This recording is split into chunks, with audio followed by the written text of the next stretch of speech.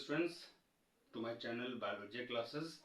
बेटा nutrition chapter चल ही रहा है और उसमें मैं आपको जो है होलोजोइक न्यूट्रिशन के अंदर जो है बड़ा बता रहा था कि डाइजेशन भी एक बहुत इंपॉर्टेंट रोल होता है डाइजेशन का फूड ब्रेक डाउनिंग में।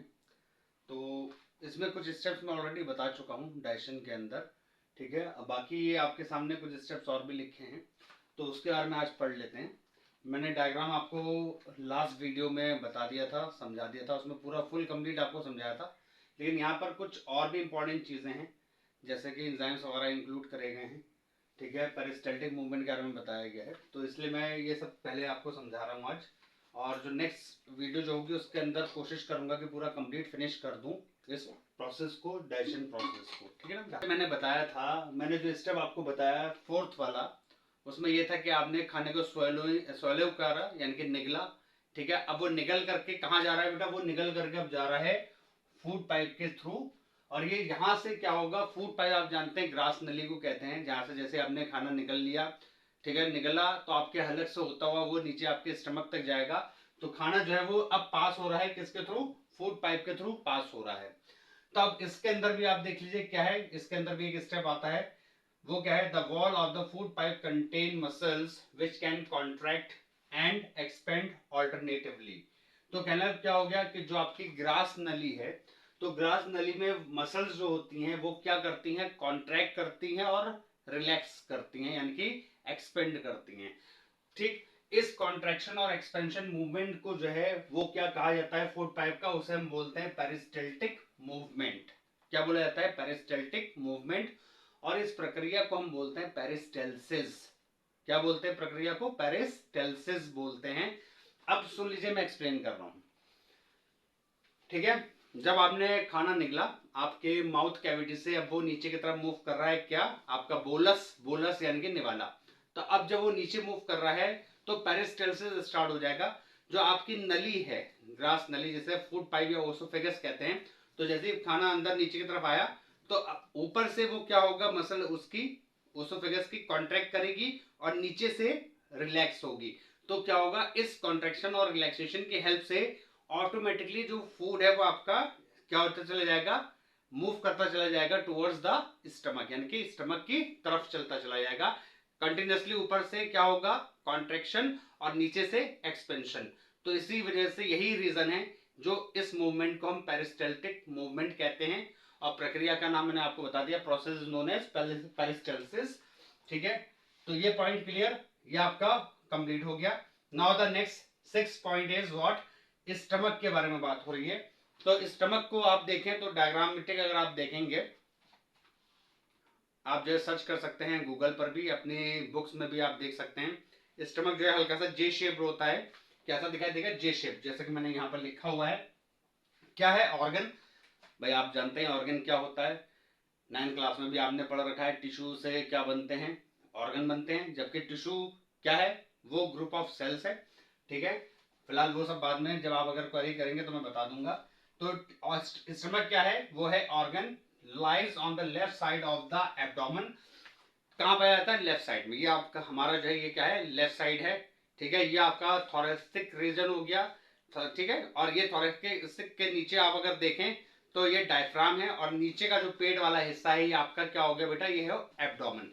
तो लेफ्ट एब्डोमेन की तरफ जो है ये सिचुएटेड होता है, लोकेटेड होता है, और जे शेप का होता है। किस शेप का? जे शेप का, ठीक।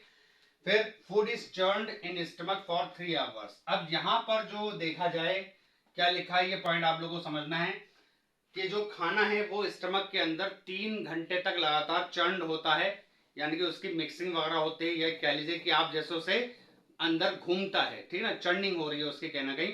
तो उस घूमने में क्या होता है कि वेरियस एंजाइम जो क्या होते हैं स्टमक में, जो मतलब होते हैं, सिक्रीट होते हैं स्टमक के वॉल में, वो एंजाइम्स और साथ ही साथ कौन क्या? HCl, ये मिक्स हो जाता है खाने के साथ, ठीक है ना। फिर the food breaks into still smaller pieces and form semi solid paste. और अब क्या हो गया कि जब 3 घंटे लगातार उसकी चर्निंग हो गई तो वो किस में टूट जाएगा? स्मॉलर पीसेस में। और क्या बना देगा? एक सेमी सॉलिड पेस्ट बना देगा, यानी कि लुगदी टाइप की, मतलब एक आप कहते सकते हो जैसे सेमी सॉलिड आप जानते हो सॉलिड तो ठोस हो गया, सेमी सॉलिड कैसा हो गया है, तो वो भी लेकिन अर्ध ठोस, जिसे आप कहते हैं हाफ सॉलिड। ठीक है, मतलब अब वो सॉलिड नहीं रहा, मतलब उसकी मिक्सिंग होने की वजह से वो थोड़ा सा मुलायम हो गया। ठीक है, लचीलापन उसके अंदर आ गया। ठीक है, उसको हम क्या बोलते हैं, काइम बोलते हैं। क्या बोलते हैं बेटा, काइम बोलते हैं, ये याद रखिएगा। ठीक है, आपका एक होमवर्क दे रहा हूं, काइम और काइल में फर्क क्या होता है, CHYME काइम और CHYLE काइल, इनमें आपको डिफरेंस बताना है। अगर नहीं आता है तो मुझसे आप कमेंट सेक्शन में पूछेंगे, नहीं तो मैं लास्ट ऑफ द चैप्टर ये बता दूंगा, इन बिटवीन बता दूंगा, जैसा भी मुझे लगेगा आप लोगों को समझा दूंगा, डोंट वरी फॉर दैट। अच्छा, अब इधर देख लीजिए, यहां तक तो समझ में आ गया कि सेमी सॉलिड पेस्ट में कन्वर्ट हो गया 3 घंटे की चर्निंग के बाद। क्या पेस्ट में कन्वर्ट हो गया, फूड जो पहले सॉलिड था। ठीक है, अब देख लीजिए सबसे इंपॉर्टेंट पॉइंट चालू होने जा रहा है। इसमें क्या है, स्टमक सिक्रीट्स गैस्ट्रिक जूसेस, यही चीज मैं बताने जा रहा था कि लगातार 3 घंटे में यही गैस्ट्रिक जूसेस आपके मिक्स होते रहते हैं, चर्निंग रहती है किसके साथ, फूड के साथ, और मिक्स होते हैं क्या क्या, जैसे हाइड्रोक्लोरिक एसिड, एसिड है, पेप्सिन, रेनिन और म्यूकस, ये 4 चीजें जो होती हैं वो आपके गैस्ट्रिक जूस के अंदर प्रेजेंट होता है। ये गैस्ट्रिक जूस जो है, गैस्ट्रिक जूस ये स्टमक वॉल के अंदर ही प्रोड्यूस होता है, स्टमक ही इसे प्रोड्यूस करती है, उसके अंदर ग्लैंड्स होती है वो प्रोड्यूस करती है। ठीक ना, तो अब देख लीजिए ये चीज आपको क्लियर हो गई। नाउ द नेक्स्ट पॉइंट, ये आ जाइए इस पे समझने के लिए। HCl provides acidic medium for various enzymes to activate to perform in various biochemical reactions. ये जो मैंने ग्रीन में लिखा है ये आप लोग के लिए बहुत इंपॉर्टेंट है। तो जो एसिड है, हाइड्रोक्लोरिक एसिड, वो क्या कर रहा है, एसिडिक मीडियम प्रोवाइड कर रहा है किसको, वेरियस एंजाइम्स को। ठीक है, तो जब उनको वो एसिडिक मीडियम मिलेगा तो वो क्या हो जाएंगे, वो जो आपके इनएक्टिव एंजाइम्स थे वो एक्टिव हो जाएंगे। अब वो जब एक्टिव हुए तो वो क्या करेंगे, वो परफॉर्म करेंगे आपके स्टमक में जो वेरियस बायोकेमिकल प्रोसेस चल रही है, बायोलॉजिकल प्रोसेस या बायोकेमिकल प्रोसेस। ठीक है, इसको हमने बायोलॉजिकल प्रोसेस या बायोकेमिकल रिएक्शन इसलिए बोला क्योंकि आपके स्टमक के अंदर हो रही है और इसमें different types of chemicals involve हैं। जो आपने खाना खाया था उससे आपको डिफरेंट टाइप्स ऑफ क्या मिल रहे हैं, ऑब्वियस सी बात है, सब्सटेंसेस मिल रहे हैं, कॉम्प्लेक्स ऑर्गेनिक मैटर मिल रहा है आपको खाने में। ठीक है, तो वो जाकर के अंदर एंजाइम्स के हेल्प से क्या हो जाएगा, सिंपलर में कन्वर्ट होगा, तो ये बायोकेमिकल रिएक्शंस हो गई। इनको क्या करना है, तोड़ना है, इनको चलाना है, इनको तेज करना है। तो ये तेज करेंगे कौन, एंजाइम्स तेज करेंगे। और वो एंजाइम्स कब एक्टिव हो रहे हैं, जब HCl जो है वो एसिडिक मीडियम प्रोवाइड कर रहा है।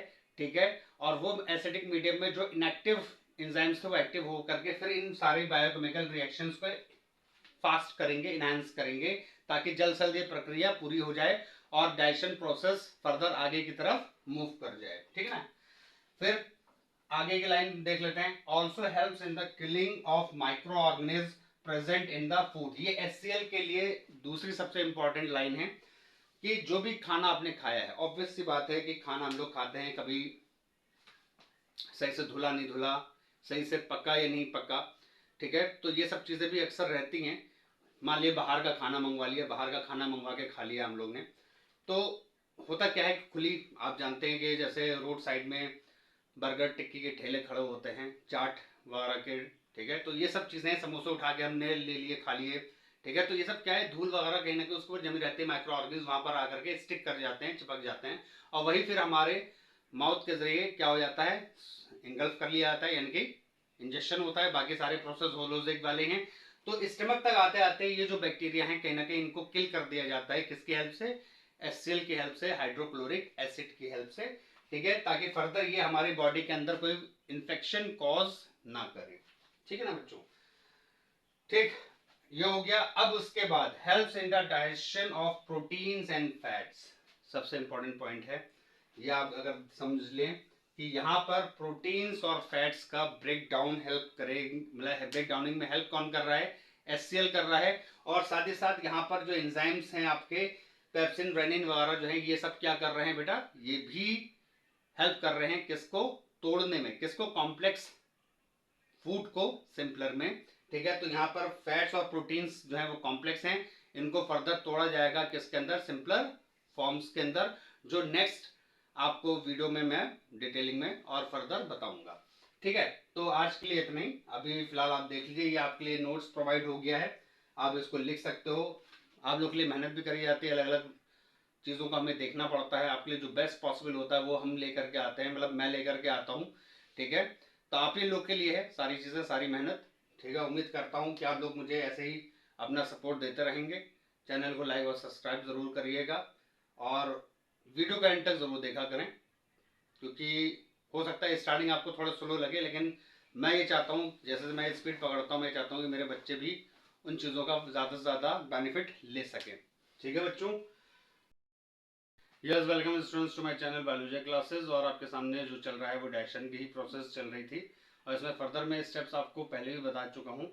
और आज जो मैं बताने जा रहा हूँ वो स्टार्ट कर रहा हूँ स्मॉल इंटेस्टाइन से।